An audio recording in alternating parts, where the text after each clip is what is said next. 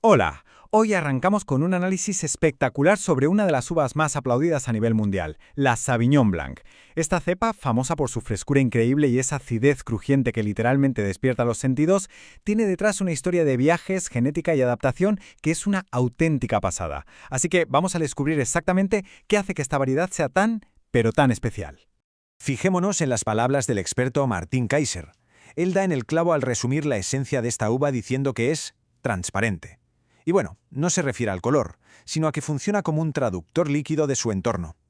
No oculta absolutamente nada. Las condiciones exactas del suelo, las horas de sol y el clima se embotellan directamente. Es como si cada copa fuera una fotografía exacta del lugar donde nació. Para entender a fondo esta maravilla, nuestro recorrido de hoy es el siguiente. Empezaremos con su origen e historia. Luego veremos su expansión global y quiénes son los principales productores. Después entraremos en la mejor parte, el perfil sensorial, para terminar con las claves del maridaje perfecto. Arrancamos con el primer punto de este análisis. Origen e historia, o como a algunos les gusta llamarla, la blanca salvaje. Las raíces de esta uva nos llevan directamente a la Francia del siglo XVIII, concretamente a las históricas regiones de Burdeos y el Valle del Loira, y su nombre, la verdad, es toda una declaración de intenciones. Viene del francés sauvage, que significa salvaje, y blanc, blanca. Resulta que esos racimos de color verde pálido crecían antes de forma totalmente silvestre, y lo más curioso es que, aunque hoy es una vid domesticada, jamás ha perdido ese carácter rústico y vibrante de sus orígenes. Pero atención a esto, porque el árbol genealógico de esta cepa tiene un giro de guión verdaderamente fascinante. Las investigaciones genéticas apuntan a que la Sauvignon Blanc desciende probablemente de la uva Sauvagnin. Hasta ahí, todo normal. Pero resulta que, al cruzarse de forma completamente natural con la cepa Cabernet Franc, dio a luz a la Cabernet Sauvignon. Tal cual.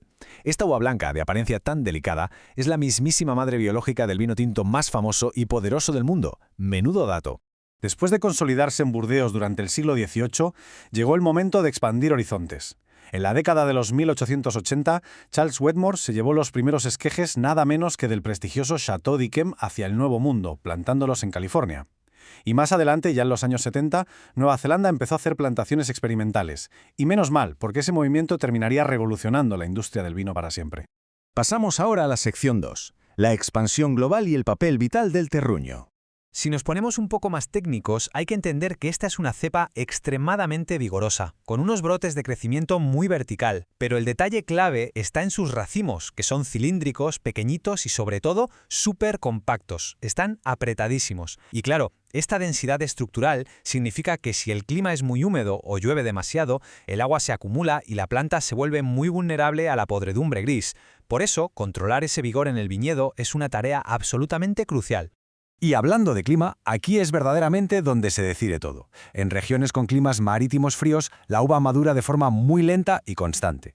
Esto consigue un equilibrio natural perfecto entre los azúcares y los ácidos. En cambio, en climas continentales o zonas más cálidas, la cosa cambia por completo. El azúcar se desarrolla rapidísimo. Y hay que tener mucho cuidado, porque si hace demasiado calor, la uva sobremadura en un abrir y cerrar de ojos, perdiendo esa acidez nerviosa que la caracteriza y volviéndose plana.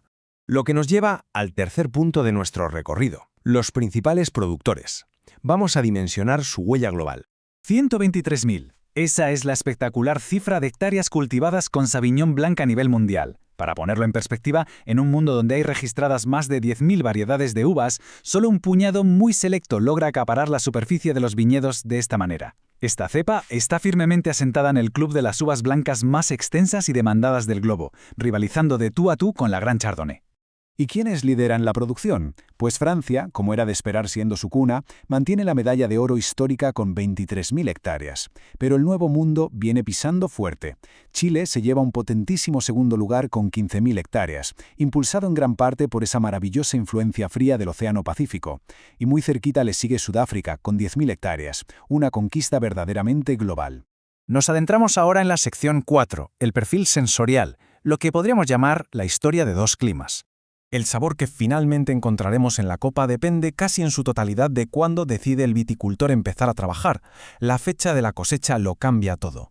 Si optan por una cosecha temprana, cuando la uva aún tiene cierto verdor, el vino resultante tendrá una acidez punzante, altísima, con aromas muy salvajes que nos van a recordar a pasto recién cortado y a hierbas. Sin embargo, si deciden hacer una cosecha tardía, esos tonos verdes desaparecen. El sol hace su magia concentrando los azúcares y nos regala una explosión de frutas dulces y tropicales. Y aquí nos toca hablar un poquito de química, pero de la divertida. Las metoxipiracinas.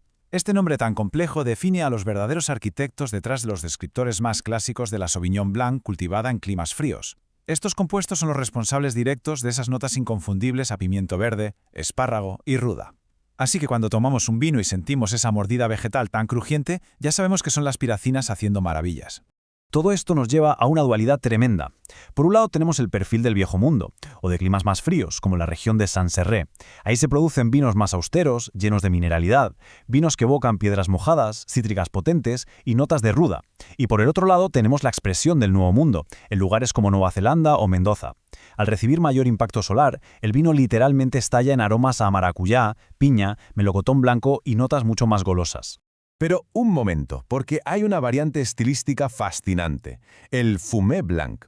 Este término, popularizado por Robert Mondavi en California allá por finales de los 60, define a los vinos Sauvignon Blanc que han tenido una crianza en barricas de roble.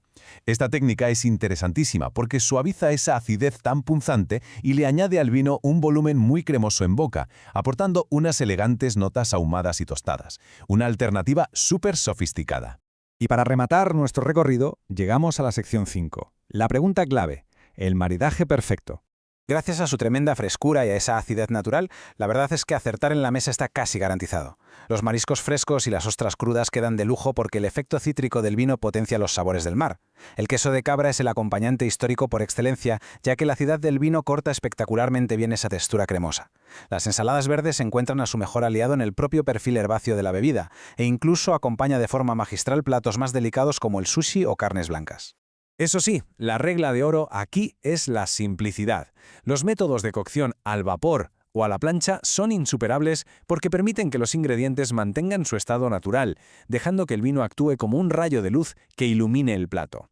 Las salsas densas, las que llevan mucha nata o resultan muy pesadas, son el gran enemigo. Aplastarían por completo la delicadeza de nuestro vino. En definitiva, queda clarísimo que no existe una única versión de esta maravillosa uva. Es un lienzo camaleónico, que muta dependiendo de la tierra en la que crece y de las manos que la trabajan. Tras recorrer su historia salvaje, desde los suelos calcáreos de Francia hasta las frías laderas costeras del Nuevo Mundo, la invitación es simplemente a explorar ese enorme abanico de posibilidades. ¿Preferimos un estilo mineral y austero o algo tropical y supervibrante para la próxima copa? Muchísimas gracias por habernos acompañado en esta explicación.